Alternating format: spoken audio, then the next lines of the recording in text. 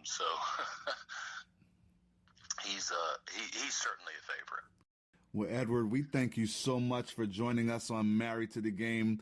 The Dogwood Invitational is one of my personal favorite events. Looking forward to seeing you again, and just it's an honor to speak with you and talk golf. Well, that means a lot. I greatly do appreciate it. And I know the years that we've known each other, we've had a great couple of conversations about golf and the tournament and life. So I really do appreciate it, and I'm glad to be part of the married family. Amen to that.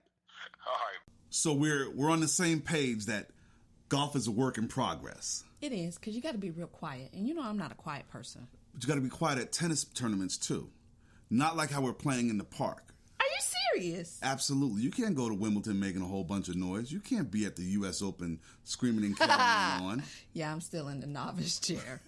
But tennis is a great sport. And throughout all of season 1, we've discussed the Australian Open and the French Open. Mm-hmm. So now it's time to talk about the third leg of the Grand Slam, Wimbledon. Now I know all about that. Because this is the oldest and most prestigious tournament in the world. Okay, that's why. And it begins Monday, July 3rd, goes all the way to July 16th at All England Club in London. So at 4 o'clock, it's tea time. So you got to have a spot of tea with your cubes of sugar. You making me laugh. You trying to say tea time. It is tea time. So the Alice in Wonderland stuff. If you want to go there. That's where I have to look at it. And that's why you're sitting in the novice chair. Now, the men's draw is identified as gentlemen. Uh-huh. And they call the women's draw the ladies. Of course. England's Andy Murray is the defending champ. Serena Williams is the defending champ on the ladies' side. But she's with child right now, so she's sitting it out. But you know what? I watched a video recently of her practicing tennis, and she's pregnant and showing. Man, of course. Come on, man. Serena's got skills for days. I was pregnant and carried the groceries in the house. I got skills for days. Y'all, women, you know what? I tip the hat. I tip the hat. Now, this is the only event of the 4 majors played on grass. Mm-hmm. Mm-hmm. Old school. Tradition. And I love that. Mm. Now, they increased the payout this year. The winner gets $2.2 million. Wait. Say that again. $2.2 million for 2 weeks of work. Dang! They about to get paid. You can just give me what they pay in taxes and I'll be good. Yeah, me too, though, buddy. Now, an event like Wimbledon is a hefty load, and who better to help us carry this weight than veteran journalist Joel Drucker from the Tennis Channel. Now, he's forgotten more about tennis than most people remember, and we're blessed to have him with us to break down the field and what we can expect across the pond at the All England Club. Joel Drucker from the Tennis Channel, thank you so much for joining us on Married to the Game. It's a pleasure to be with you guys. This is great. Very excited to come on your show and talk with you. Wanted to start off by asking, now you've covered a lot of tennis throughout your career, and we're coming up on the Grand Slam of Wimbledon. Where does that rank on your totem pole? Oh, Wimbledon is the #1 slam of all. I mean, that's like Augusta and the Masters for golf. If there's any Grand Slam event a fan should go to who's into tennis, it should be Wimbledon first. And that's the real cathedral of tennis. Now, for me, I love the underdog. So who is your underdog pick to make noise this year? Oh, an underdog talk. Well, let's see. At Wimbledon, I think, okay, let's look at maybe the American John Isner. Maybe he could make a splash. Sam Querrey last year beat the defending champion Novak Djokovic. Maybe he might do something. Some of these younger players, Nick Kyrgios, is not an underdog. He's kind of a secondary favorite. He might do well. The woman, I think lots of people are underdogs because the women's field is so wide open this year that many people could go. Venus Williams, she's won it 5 times, but she's going to be 37 at the Wimbledon this year. Mm-hmm. And she's kind of both a favorite and an underdog. Mm. And then we have an affection for John Isner because he's a UGA grad. Yeah, John Isner he played at UGA, finished there in 2007, and he's been a pro now for a decade. A very, very dedicated player, great serve, and that's the shot that helps you at a place like Wimbledon. He played that 7 years ago. He played that epic match, 70-68 in the 5th set. And yes. You should see how things go for him at Wimbledon. In today's society, we're always discussing security. What new measures are being put in place in the wake of the bombing in Manchester? I just read something about how the people at Wimbledon are looking to put more layers of security. They already do a lot there. There have already been thorough inspections for years. I mean, London, things have often happened in London, not at Wimbledon, but I think they're just going to be doing more forms of security. I don't know officially everything, but I'm quite certain they're attuned to it and doing things as much as possible with credentials and checkpoints. And I know whenever I go to Wimbledon, my bags are always checked thoroughly, because I bring a lot of equipment there for my work, so I'm sure it'll be quite thorough. And you said you just got back from Paris. Nadal wins the French Open again. Where do you have him as far as the greatest of all time on the men's draw? I kind of triage the man into kind of the A+, the A, and the A-. And the A+, I would put Nadal in with the A+. I don't necessarily rank them in order. That's a very complicated dialogue. But when you look at the A+, you got to look at Federer, Nadal, Pete Sampras, Rod Laver. Those are really among your A+ in the history of tennis for what they've accomplished. One of the things Nadal did that was really interesting when he won that title, he became only the third man to win a major title in his teens, 20s, and 30s. And the only other people to do that are Pete Sampras and Ken Rosewall. Mm-hmm. That's a pretty good accomplishment. That speaks to some pretty good sustained excellence over time. Now, Serena and Sharapova, two pillars on the women's side, are going to be absent. What does that do from all angles, from a television standpoint, from a fan interest standpoint, and most importantly, a competitive standpoint? Let's start with the most important thing you mentioned, which is the whole competitive scenario and the whole competitive landscape. That's really interesting. It's really, really wide open. You've got players like Simona Halep, who's just coming off a runner-up showing in Paris, and she's gone to the semis at Wimbledon before. She's got some skills. You've got Petra Kvitova, who just came back in Paris, who's won Wimbledon twice, has a great game for the grass. She could do well. Venus Williams won it 5 times. She could do well at Wimbledon. Again, it's very wide open on the women's side. The other stuff, as far as television and fan interest, I try not to get too concerned with what I call the whole business economic picture. Right. Work that way. I'm not.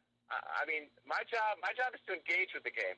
My job is to engage in the whole aspect of promoting and things. Look, we love sports because it's unscripted.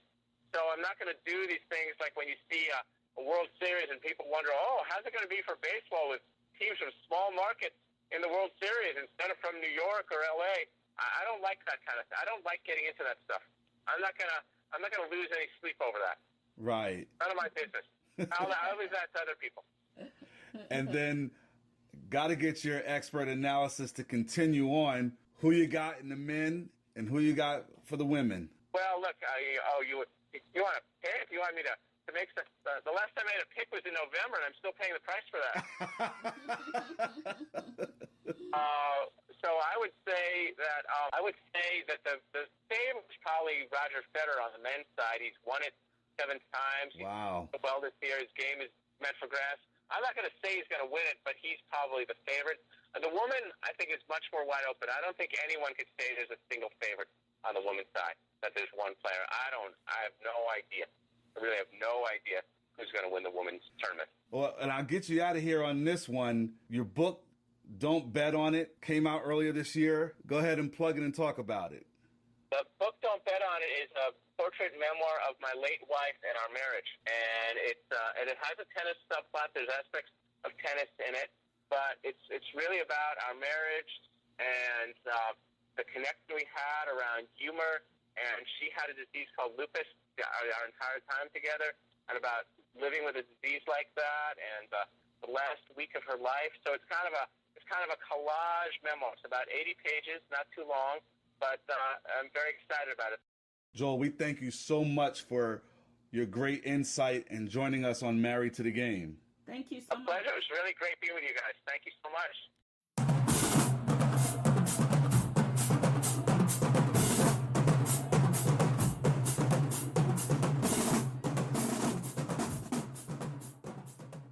Have to love the sounds of an HBCU band. So much funk.